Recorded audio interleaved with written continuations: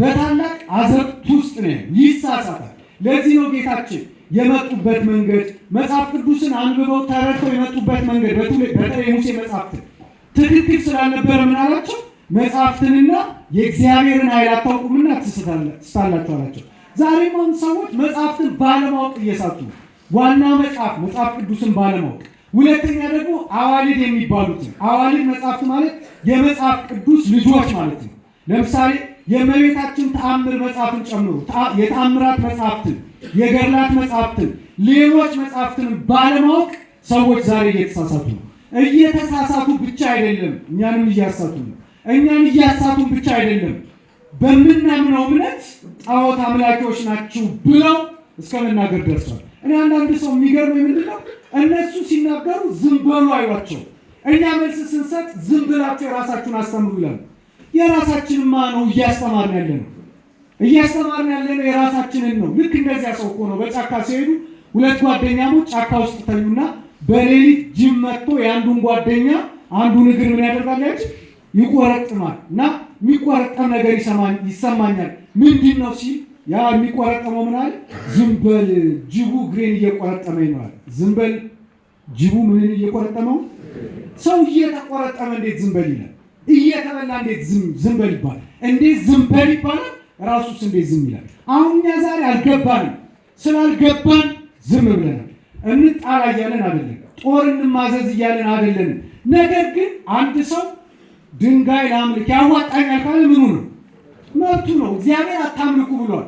ግን ድንጋይ የሚያመልኩትንም ሰዎች እያኖራቸው ነው። እግዚአብሔር በሚፈርድ ቀን ይፈርዳል። ታዲያ እኛ እመቤታችንን መድኃኒት በማለታችን ቅዱሳንን መድኃኒት በማለታችን ለምን እንሰደባለን? ከፈለጉ ድንግል ማርያምን ለምን መድኃኒት አላችኋት ብለው ይጠይቁን፣ ግን አይስደቡ። ምን ያድርጉ? ይጠይቁን፣ ግን ምን ያድርጉ? አይስደቡ። አሁን ማን ነው የሳተው? እኛ ተሳሳታችሁ አይደል ተባለ? ምንድነው? አልተሳሳትንም። የተሳሳታችሁት እናንተ ናችሁ። ድንግል ማርያምን መድኃኒት ማለት የእግዚአብሔር ቅዱሳንን መድኃኒት ማለት ወንጀል አይደለም። የእግዚአብሔር ቅዱሳንን መድኃኒት አይደሉም አይባሉም ለማለት መጽሐፍ ቅዱስን ካለ ቦታው አትጥቀሱ፣ እግዚአብሔር ይፈርድባቸዋል። ለመጥቀስ ሰይጣንን መጽሐፍ ቅዱስን እያጣመመ እኮ ይጠቅሳል። በወንጌል በማቴዎስ ወንጌል ምዕራፍ 4 ላይ ጌታችንን ምን አለ? ወደ ረጅም ተራራ አውጥቶ ራስን ፈትፍጥ አለ። ራስን ፈትፍጥ ሲለው ምን ጠቅሶ ነው ሰይጣን ፈትፍጥ እያለው የነበረው? መጽሐፍ ቅዱስ ይጠብቁ ዘንድ መላእክትን ስላንተ ያዝላል፣ ወደ መሬት ብትወድቅ እንዳትሰናከል ያድርጓል። ስለዚህ ራስን ጣላል። ጌታችን ምን ነበር ያለው? ጌታ አምላክን አትፈታተን። ይኸውላችሁ ሰይጣን ላመኑ መጽሐፍ ቅዱስ ይጠቅሳል። መጽሐፍ ቅዱስ ግን የሚጠቅሰው ምን ለማድረግ ነው? ለማሳሳት፣ ለማጣመም፣ ለማበላሸት ነው። ዛሬም ሰዎች እየጠቀሱ ያሉት በዚያ ነገር። ስለዚህ ወደ ነጥቤ ልምጣና ትምህርታችንን አጠር እናድርገው። እመቤታችን መድኃኒት በመጽሐፍ ቅዱስ ትባላለች አትባልም? ቅዱሳን መላእክት ይባላሉ አይባሉም? የእግዚአብሔር ሰዎች ፍጡራን መድኃኒት ይባላሉ አይባሉም? አሁን እስቲ ሰዎች ድንግል ማርያምን መድኃኒት በማለታችን ጣዖት አምላኪ ነው አይደል? እንግዲህ በመጽሐፍ ቅዱስ ፍጡራን ሰዎች መድኃኒት አዳኝ ተብለው ከተገኙ እንግዲህ እነሱ ናቸው ማለት ነው ጣዖት አምላኪዎች። የተሳሳቱት እነሱ ናቸው ማለት ነው። አሁን መጀመሪያ ጥያቄ እንጠይቅ። ማዳን የማን ነው? ማዳን የድንግል ማርያም ነው? የእግዚአብሔር ነው? ማዳን የማን ነው? ማዳን የፈጣሪ ነው የፍጡር? እግዚአብሔር ማዳን ይቻለውን አይቻለው? ማዳን የማን ገንዘብ ነው? የማን ሀብት ነው? ማዳን የማን ነው? ማዳን የሚችለው ማን ነው? እኛም መስቀል ላይ ተሰቅሎ ቅዱስ ሥጋውን ቆርሶ ደሙን አፍስሶ ያዳንን ማን ነው? ማን ነው ያዳንን? ፍጡር አዳንን ብለናል? ፍጡር ሥጋውን ቆርሶ ደሙን አፍስሶ አዳንን ብለናል? ድንግል ማርያምን መድኃኒት አዳኝ ስንላት እንደ ክርስቶስ መስቀል ላይ ተሰቅላ አዳነችን ብለናል? ታዲያ ላልነውን እያሉ ለምን ይከሱናል? ማዳን በሌላ በማንም የለም ለማለት ይሞክራል። በብሉይ ኪዳን እኮ ማዳን የእግዚአብሔር ነው ተብሎ ተጽፏል። ማዳን የማን ነው? ማዳን የማን ነው? ማዳን የማን ነው? ማዳን የእግዚአብሔር ነው። ማዳን የእግዚአብሔር ነው ማለት ግን እግዚአብሔር ፍጡርን መድኃኒት ማድረግ አይችልም ማለት ግን አይደለም። ማዳን የማን ነው? ማዳን የእግዚአብሔር ነው ማለት አንድን ፍጡር እግዚአብሔር አዳኝ መድኃኒት ማድረግ ይችላል አይችልም? አሁን ክርስቲያኖች አደራችሁ ነቃ ብላችሁ ትንሽ ደቂቃ ወስዶ በደንብ ስሙ። ፍጡር በመጽሐፍ ቅዱስ መድኃኒት ተብሏል። አንድ ፍጡር በመጽሐፍ ቅዱስ ምን ተብሏል? አይዟችሁ ምን ተብሏል? መጽሐፍ ቅዱስ እንመልከት። መጽሐፈ መሳፍንት የሚባል መጽሐፍ አለ። መጽሐፈ መሳፍንት ምዕራፍ 3 ቁጥር 8 እና ቁጥር 9 ላይ አንብቡ። በብሉይ ኪዳን ማዳን እግዚአብሔር ነው በተባለበት ዘመን በመጽሐፈ መሳፍንት ምዕራፍ 3 ቁጥር 8 ላይ እስራኤላውያን ተጨነቁ። ጠላት እየተነሳ ቀጠቀጣቸው። ጠላት እየተነሳ አስጨነቃቸው። በዚህ ጊዜ እስራኤላውያን ምን አደረጉ? ወደ እግዚአብሔር ጮሁ ይላል። አሁን እኛ ዛሬ በብዙ መንገድ እየተጨነቅን ነው። ኑሮ እያስጨነቀን ነው። የምጣኔ ሀብት ችግሩ እያስጨነቀን ነው። ፖለቲካው እያስጨነቀን ነው። በሽታው እያስጨነቀን ነው። የኑሮ ውድነቱ እያስጨነቀን ነው። በዚህም ምክንያት በሽተኞች እየሆንን ነው። ይሄ ሁሉ እንዳይመጣ የሚያስጨንቅ ነገር ሲበዛ ወደ ማን ነው የሚጮኸው? ወደ ማን ነው የሚጮኸው? እስራኤላውያን ተጨነቁ። ወደ ማን ጮሁ? ወደ ማን ጮሁ? ከዚያ እግዚአብሔር ምን እንዳደረገ ታውቃላችሁ? እንዲህ ይለናል መጽሐፉ። መጽሐፈ መሳፍንት ምዕራፍ 3 ቁጥር 9 ላይ እግዚአብሔርም እስራኤልን የሚያድናቸውን አዳኝ አለ። ምን የሚያደርጋቸው? ንገሩ። ምን የሚያደርጋቸው? የሚያድናቸውን አዳኝ አለ። ማዳን የማን ነው? አሁን ማዳን እግዚአብሔር ነው ተብሎ ከተጻፈ የሚያድናቸው አዳኝ ከተባለ ቀጥሎ መምጣት ያለበት የማን ስም ነበር? ንገሩ። የእግዚአብሔር ነው አይደል? መጽሐፍ ቅዱስ ግን ምን አለ መሰላችሁ? እግዚአብሔርም የሚያድናቸውን አዳኝ ጎቶንያልን አስነሳላቸው። ማንን አስነሳላቸው? ማንን አስነሳላቸው? የሚያድናቸውን አዳኝ ጎቶንያልን አስነሳላቸው። የሚያድናቸውን አዳኝ ማንን አስነሳላቸው? ማንን? ጎቶንያል። ጎቶንያል ምንድን ነው? ንገሩ። ጎቶንያል ምንድን ነው? ጎቶንያል ምንድን ነው? መልአክ ነው? እግዚአብሔር ነው? መንፈስ ነው? ጎቶንያል ምንድን ነው? ሰው። ያንን ሰው እግዚአብሔር ምን አድርጎ አስነሳው? እቺንማ መልሱልኝ። ምን አድርጎ አስነሳው? የሚያድን አዳኝ አድርጎ አስነሳው። ጎቶንያል ምን ተባለው? ባጭሩ በመድኃኒዓለም መልሱልኝ። ምን ተባለ? ጎቶንያል የሚያድን አዳኝ ብቻ አይደለም የተባለው፣ ንገሩኝ። የሚያድን ጎቶንያል ምን ተባለ? ማዳኔ ማን ነው? የጎቶንያል ነው እግዚአብሔር። ጎቶንያልን ግን እግዚአብሔር ምን አድርጎ አስነሳው? የሚያድን ፍጡርን የሚያድን አዳኝ ማለት ጣዖት አምላኪነት ነው ከተባለ እነ ሊቀ ነቢያት ሙሴም ጣዖት ሲያመልኩ ነበር። እግዚአብሔርም እንደው ክብር ይግባውና የሚሳሳት አምላክ አለ። ይሄን ማጻፍ ጎቶንያልን የሚያድን አዳኝ አድርጎ ማስነሳቱ እንደነሱ አስተሳሰብ ተሳስቷል ማለት ነው። ጎቶንያል ፍጡሩ መስፍኑ ሰው ምን ተባለ? እንደው በማርያም መልሱልኝ። ምን ተባለ?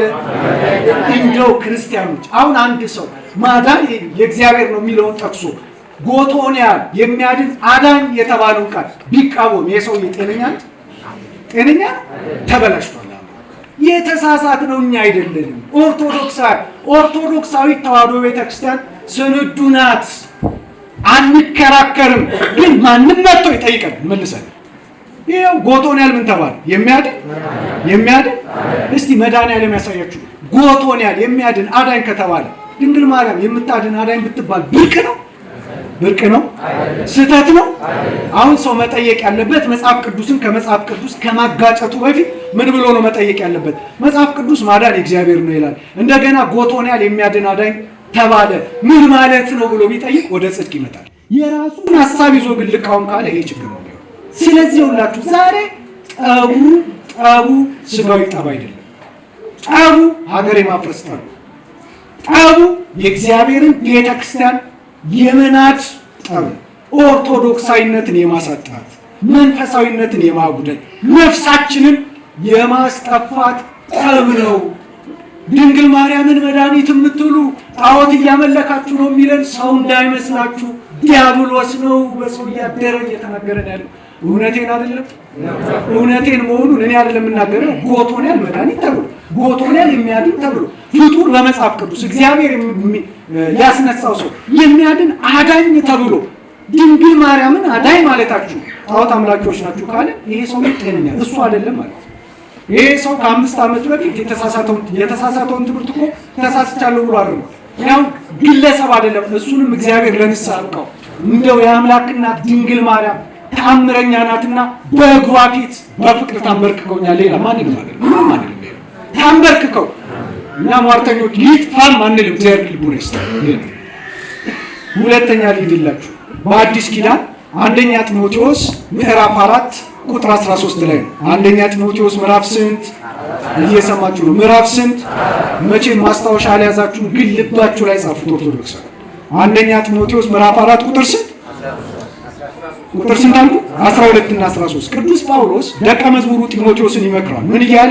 ይሄን አድርግ፣ ይሄን ፈጽም፣ የእግዚአብሔርን ቃል ጠብቅ፣ የእግዚአብሔርን ትእዛዝ ፈጽም፣ አደራህን ጠብቅ፣ አውቃለሁ ሁሌ ታለቅሳለህ፣ አገልግሎትን ፈጽም እያለ አስተማረውና አሁን የሰጧቸው የመጽሐፍ ቅዱስ ክፍል ላይ ሲደርስ እንዲህ አለ፣ ይህንን ብታደርጋል በዚህም ብትጸና ራስህንም የሚሰሙህንም ታድናለህና።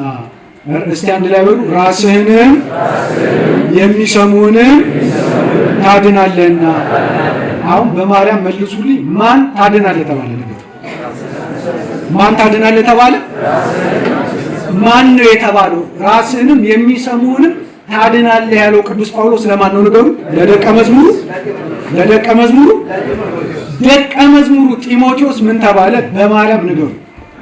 የሚያድን ቅድም ጎቶንያል በብሉይ ኪዳን የሚያድን አዳኝ ተባለ። ምን በተባለበት ዘመን ማዳን እግዚአብሔር ነው በተባለበት ዘመን። አሁን በአዲስ ኪዳን መዳን በኢየሱስ ክርስቶስ ነው በተባለበት ዘመን ደግሞ ጢሞቴዎስ ምን ተባለ? ራስህንም ታድናለህ፣ የሚሰሙንም ታድናለህ። የሚሰሙን ምን ታደርጋለህ? ስለዚህ ጢሞቴዎስ የሚሰሙትን የሚቀበሉትን ያድናል አያድንም? የሚያድነው ግን እንደ ኢየሱስ ክርስቶስ መስቀል ላይ ተሰቅሎ ነው? ስጋውን ቆርሶ ነው? ደሙን አፍስሶ ነው? ነው አይደለም። ጢሞቴዎስ እንዴት ነው የሚያድነው ካላችሁ፣ በተሰጠው ጸጋ። የተሰጠው ጸጋ ምንድን ነው? ማስተማር፣ መምከር፣ መገሰጽ ነው። ሲያስተምር፣ ሲመክር፣ ሲገስጽ ቅዱስ ጢሞቴዎስ የሚሰሙትን ያድናል። የሚሰሙትን ምን ያደርጋል? ጢሞቴዎስ ምን ተባለ? ጢሞቴዎስ ምን ተባለ? በብሉይ ኪዳን በአዲስ ኪዳን። በእርግጥ ችግሩ ኦርቶዶክሳውያን ይህን እንኳን የምንለይ አይመስለኝም ስለማንማር። በብሉይ ኪዳን በአዲስ ኪዳን ጢሞቴዎስ ምን ተባለ? የአዳን ራስህንም የሚሰሙንም እንዴ ጢሞቴዎስ የሚሰሙትን ሰዎች ካዳነ ድንግል ማርያም የሚሰሟትን አታድንም? እናቴ የሚሏትን አታድንም? እኔ እኮ የአንዳንድ ሰው መመጻደቅማ ተውት። ራስ ምታት ሲይዘው የት ነው የሚሄደው? ሐኪም ቤት። ምን ፍለጋ?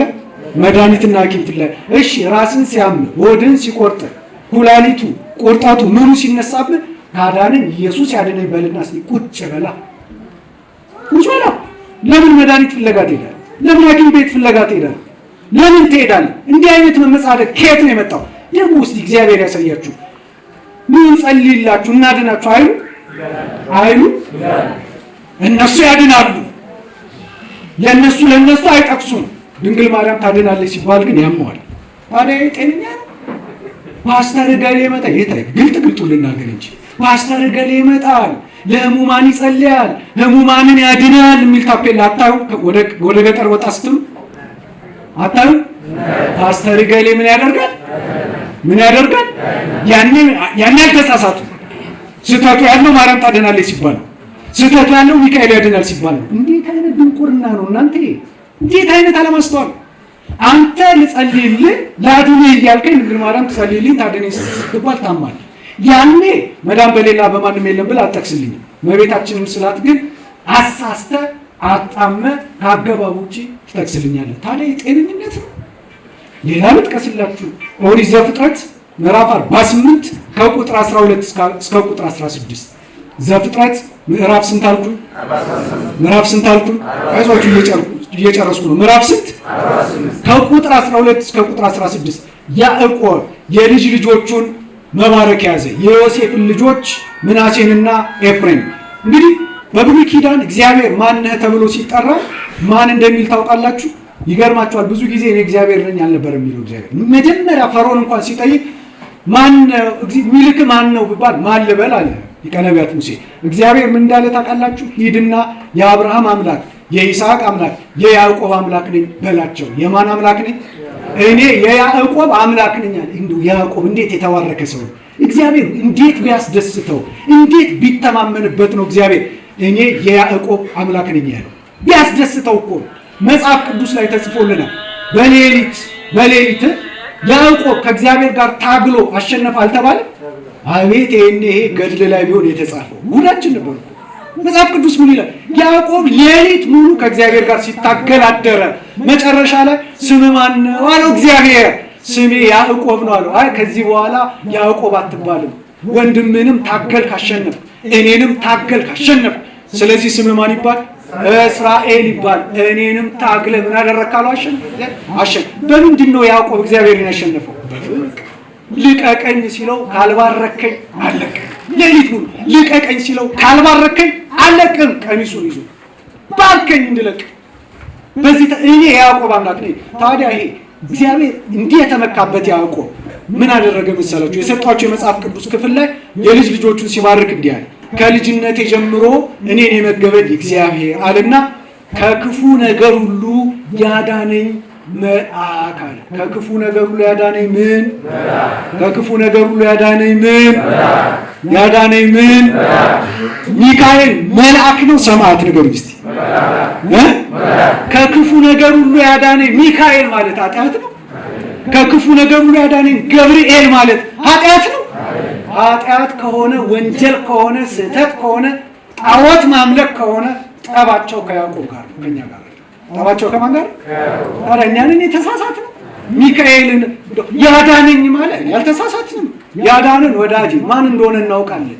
መስቀል ላይ ተሰቅሎ ደሙን አፍሶ ስጋውን ቆርሶ ያዳነን የነገስታቱ ንጉስ፣ የጌቶቹ ጌታ፣ የአማልክት አምላክ፣ የቅዱሳን ቅዱስ፣ የአሸናፊዎች አሸናፊ፣ አምባችን፣ መጠጊያችን፣ ክብራችን፣ ዘውዳችን፣ ተስፋችን፣ ትንሣኤያችን፣ ክብራችን ኢየሱስ ክርስቶስ ነው። ይሄን አናምን?